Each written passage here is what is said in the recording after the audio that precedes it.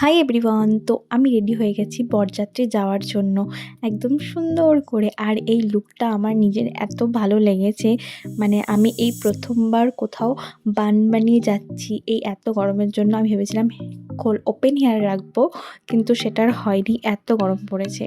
তো এইখানে দেখো এই ছোট্ট নিটবরটাকে কি ভালো লাগছে। আর তারপর বর সবাইকে প্রণাম করে নিচ্ছে বিয়ে করতে যাওয়ার জন্য।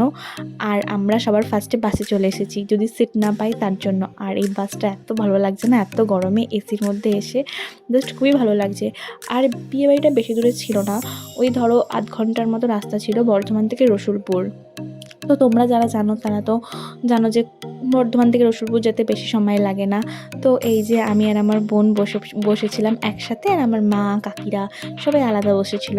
মানে মানে বাসে যেতে তো আমার ভীষণ মজা করেছি। তো এই যে রোড ভিউটা, তো আমার বোনও আমার নিজের কিছু ক্লিপ দিয়ে দিচ্ছিলো, বলছিল দে দিদি তুই বসে আছিস ভালো লাগছে, তো তোর কিছু ক্লিপ নিয়ে নিই। তো তারপর এই দেখো বসে বসে তো বোর হয়ে যাচ্ছিলাম, তো বাসের মধ্যে আমরা গান চালিয়ে বাসেও আমরা নাচানাচি করেছি। তো এই বিয়েবাড়িতে আমাদের দারুণ মজা হয়েছে। তো বাকি ভিডিওটা আসছে নেক্সট পার্টে।